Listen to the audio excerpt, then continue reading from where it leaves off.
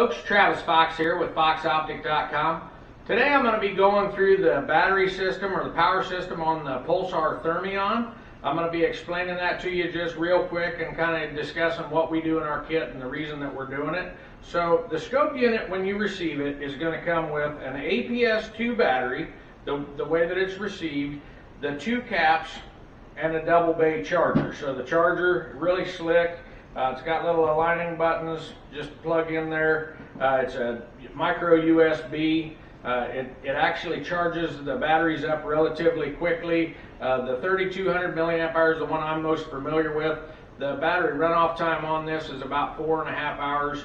The charge up time on that is about a little under 2 hours on one and about 3 hours on two. So the thing is capable of charging much faster than your depletion. And another thing I will just mention, this is just my opinion looking at this thing. They're single cells, they're pretty simple. The way that they're wrapped and the way that they go down in this fairly tightly, I'm expecting, haven't had a lot of cold weather this year to test in yet, but I'm expecting this to do very, very well. It's a simple design, and the way that it's set inside there is insulating that cell and going to allow that to hold heat in around it. I think they're going to be very impressed come wintertime how this is going to perform.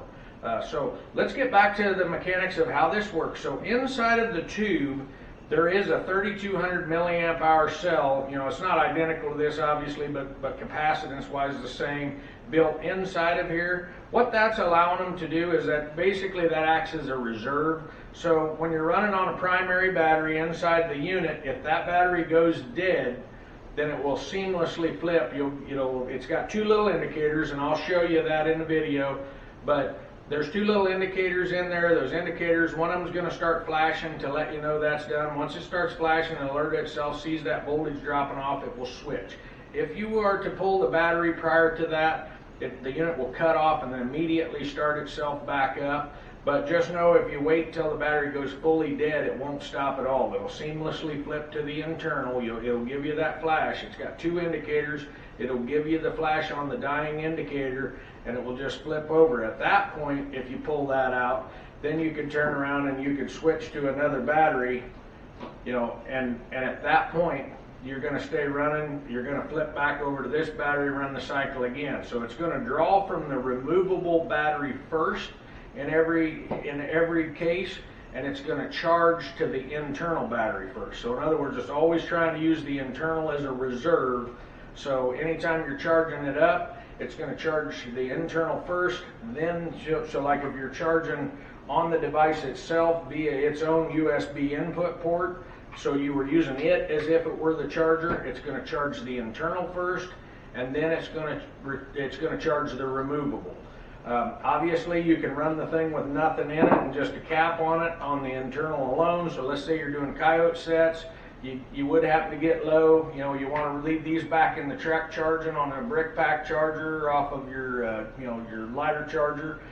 Whatever you want to do there, you could run without anything in it at all. So in our kit, the way this comes, directly in the box, it comes with an APS-2. This is a 2000 milliamp hour, so essentially about 4 to 4.5 hours on the 3200. Going to be more in the realm of 2.5 hours or so on this. So you're looking at all combined here, probably a little bit under 7 hours runtime there, whereas getting closer to 9 running the APS-3. Obviously the difference is you're able to run the shorter turret cap on the two. If you're just running short sets on coyotes, again, this, that, and the other thing, you want to run a couple twos, keep the thing pretty streamlined. You can most certainly do that. What we're doing, so again in the kit, they're giving you a two, the short cap, and then they give you the tall cap, so that when you buy threes, you're ready to go. So what we're doing in our kit is we're going ahead and we're including two of these threes, and the reason I'm doing that is, if you were out in the field and you happen to lose a cap or something, that's going to have you set up to where you're ready to roll. It'll get you by until you get an opportunity to buy a backup. If that were to happen, I don't envision that or failure, but just if it would happen. The other thing I like about having the two like batteries and these being a little longer run, it gives me the ability to have one in my pocket, one inside of the device, that way there, I'm running the same cap. If I go this way and bring this as my backup, then not only have this a little less run time, I've got to bring the cap with me additionally because I can't use the tall cap with this battery. So I prefer the cohesion of this. You know, my changes are as simple as that. You know, you're out there in the dark, the batteries will only go in one direction. The caps are a big twist lock. You know, very simple, quick. You're going to find it really, really handy. And again, like I say, I think the design is going to prove itself. If you have any questions on this device or any other of the items that we sell, feel free to give me a call toll free, 877-806-2977. Be sure to check us out on the web, www.foxoptic.com. Thanks a lot and have a great day.